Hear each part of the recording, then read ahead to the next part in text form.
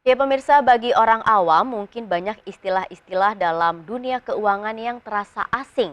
Adapun beberapa istilah dalam dunia keuangan antara lain adalah hidden cost dan juga frugal living.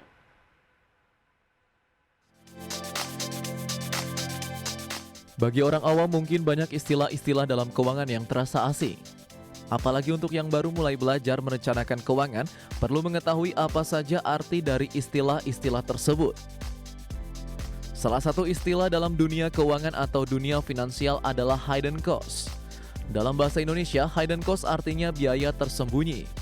Hidden cost atau biaya tersembunyi adalah sebuah biaya tak terduga yang ditambahkan ke dalam pembelian. Disebut tersembunyi, hidden cost ini memang sifatnya sering diabaikan atau tidak disadari. Biasanya hidden cost akan muncul ketika seseorang kurang detail terhadap anggaran keuangannya atau disebabkan oleh faktor lain seperti perubahan kebijakan tarif atau harga maupun anggaran yang terlalu pas-pasan. Selain hidden cost, terdapat istilah lainnya yaitu frugal living.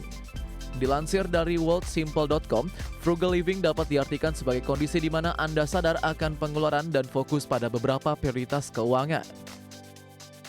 Frugal living atau gaya hidup hemat sangat cocok diterapkan pada kondisi pandemi COVID-19 seperti sekarang ini. Frugal living bisa juga diartikan sebagai konsep di mana Anda sepenuhnya menyadari betul bagaimana keputusan dalam mengelola keuangan. Anda lebih memilih prioritas ketimbang gaya hidup. Selain beberapa istilah di atas, masih terdapat beberapa istilah dalam dunia finansial yang harus Anda ketahui. Saksikan ID Expert Session Closing untuk pembahasan lebih selengkapnya.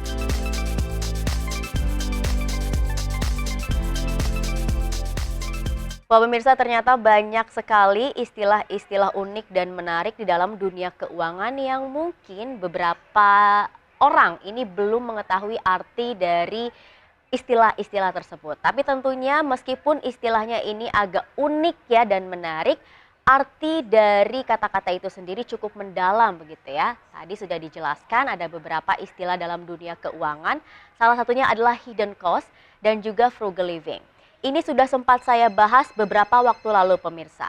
Jadi hidden cost ini adalah biaya tersembunyi atau biaya tidak terduga. Contohnya nih pemirsa, ketika Anda membeli mobil baru misalnya harganya 500 juta rupiah. Ketika Anda ditanya oleh seseorang berapa harga mobil tersebut, Anda mungkin hanya akan menjawab sebesar 500 juta rupiah saja. Tapi Anda tidak memikirkan ketika Anda sudah memiliki mobil tersebut, nantinya akan ada yang namanya biaya parkir pertama. Kemudian ada biaya untuk servis, biaya bensin, dan lain-lain. Tentunya harga mobilnya tidak jadi 500 juta rupiah lagi. Nah, itu untuk hidden cost. Kemudian ada juga yang namanya frugal living. Frugal living ini adalah hidup hemat, tapi bukan hidup pelit.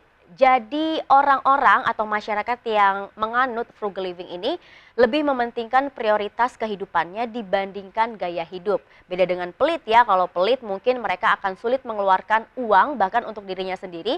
Tapi kalau frugal living ini mereka akan bisa memangkas pengeluaran mereka, akan bisa memilah-milah mana yang penting dan mana yang tidak penting. Itu untuk hidden cost dan juga frugal living. Pada hari Selasa lalu nih pemirsa, saya juga sempat membahas mengenai money personality. Nah, money personality ini juga jenis dan tipenya banyak sekali. Salah satunya adalah money hoarder. Nah, money hoarder ini adalah seseorang yang sangat sulit begitu ya untuk mengeluarkan uang baik bagi orang lain maupun bagi dirinya sendiri pemirsa. Dan orang yang menganut the money hoarder ini gemar sekali menyimpan uang dalam bentuk apapun. Ini agak bertolak belakang dengan si frugal living tadi begitu ya. Kalau frugal living hidup hemat, kalau untuk money hoarder ini mereka adalah hidupnya tuh hidup pelit. Kemudian ada the money spender. Kalau the money spender ini adalah kebalikan dari the money hoarder. Mereka itu sangat boros, anti future oriented gitu ya. Jadi mereka akan hidup untuk hari itu saja dan tidak memikirkan hari-hari berikutnya. Nah, tidak hanya istilah-istilah tadi, masih ada satu istilah yang saat ini lagi hits ya dan juga banyak dibicarakan oleh masyarakat, yaitu generasi geprek. Tapi tenang, ini kita ngomonginnya soal dunia keuangan, bukan dunia kuliner ya pemirsa, tapi memang istilahnya mungkin mirip-mirip generasi geprek. Lantas sebenarnya arti dari generasi geprek itu apa sih pemirsa? Sama-sama kita simak informasi lebih lengkapnya berikut ini.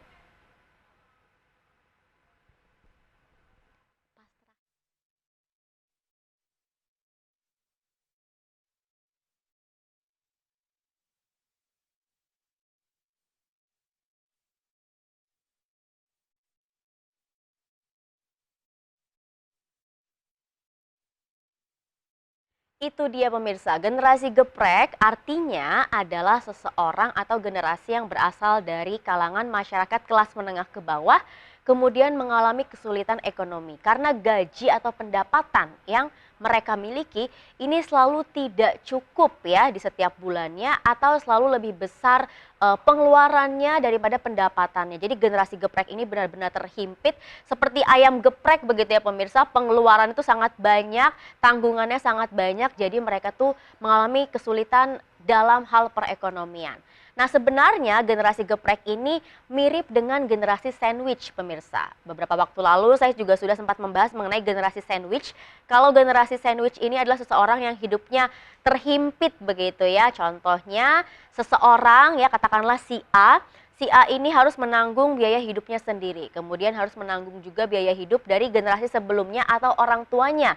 Kemudian si A juga harus menanggung biaya hidup dari generasi selanjutnya atau anaknya.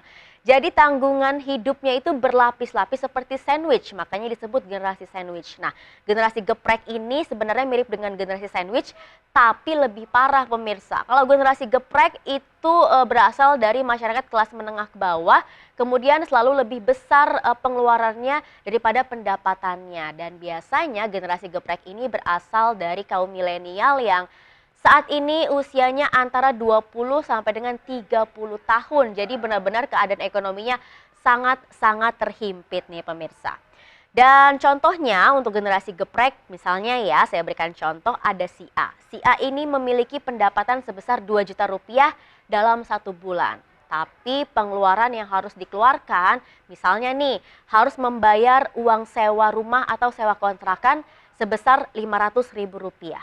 Kemudian harus membeli susu anak dan kebutuhan anak sebesar 500 ribu rupiah per bulannya. Sudah 1 juta rupiah begitu ya.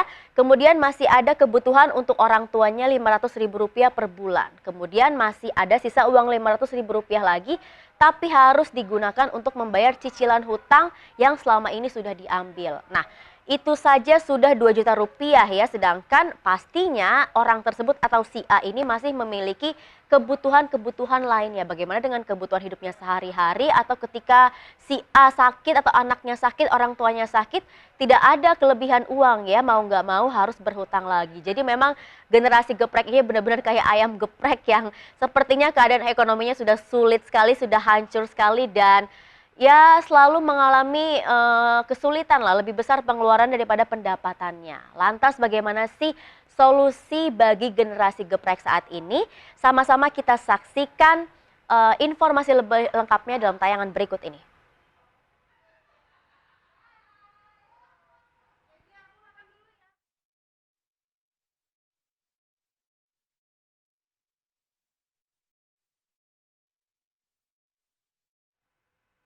Ya pemirsa, itu dia beberapa solusi bagi generasi geprek saat ini. Yang pertama adalah menekan pengeluaran. Nah, menekan pengeluaran ini bisa dicontohkan dengan mencari substitusi barang yang lebih murah. Misalnya tadi saya mencontohkan si A harus menghabiskan uang sekitar 500 ribu rupiah per bulannya untuk membeli susu anaknya.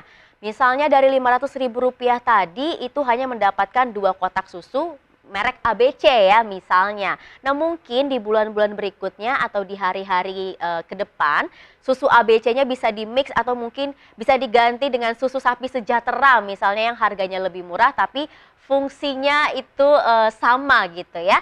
Jadi mungkin yang tadinya untuk keuangan beli susu 500 ribu rupiah bisa dipangkas jadi 250 ribu rupiah. Itu salah satu contoh untuk menekan pengeluaran. Mungkin bisa juga dari mengganti alat-alat mandi Anda, misalnya sabunnya beli yang lebih murah lagi atau mungkin pasta giginya beli yang lebih murah lagi, itu bisa saja dilakukan. Itu yang dinamakan menekan pengeluaran dengan mencari substitusi barang.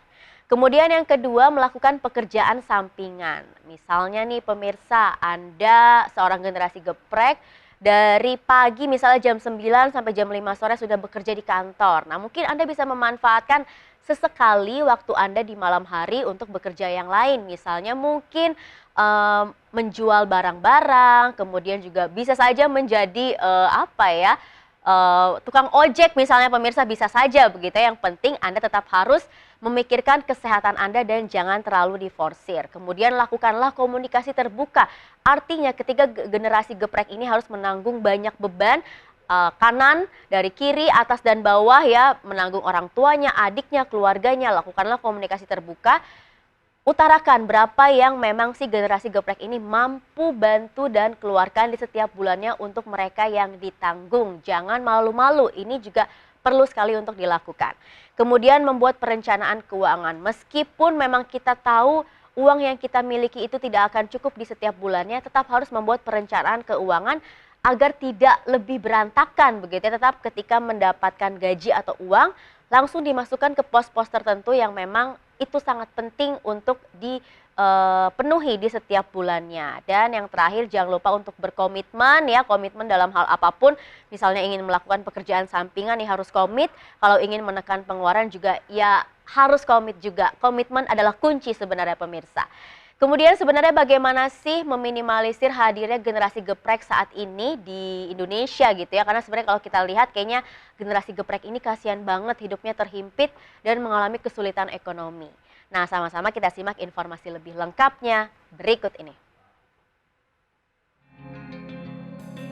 Ketika Anda sudah merasakan sendiri bagaimana beratnya perjuangan menjadi seorang generasi geprek, tentu nantinya ketika Anda menjadi orang tua tak ada yang mau anak-anaknya mengalami hal serupa.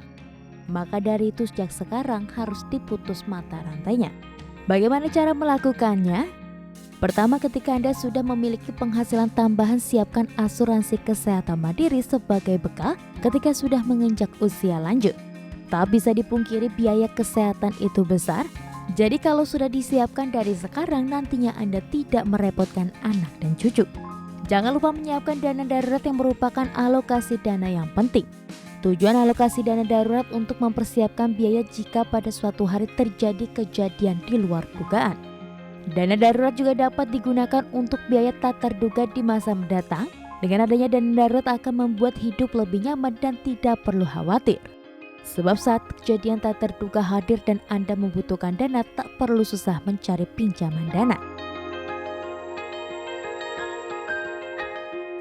Ya pemirsa, itu dia beberapa cara yang bisa dilakukan untuk meminimalisir hadirnya generasi geprek begitu ya. Mungkin dari sekarang selagi kita masih muda kita juga harus sudah memikirkan bagaimana keuangan kita di masa mendatang, di masa tua kita dengan selalu menyiapkan dana darurat, asuransi kesehatan dan juga dana pensiun kita agar nantinya mungkin anak-anak kita ini tidak menjadi generasi geprek yang kehidupan ekonominya itu sangat terhimpit dan mengalami kesulitan. Dan semoga saja informasi yang saya berikan di siang hari ini bisa menjadi sumber informasi baru bagi Anda.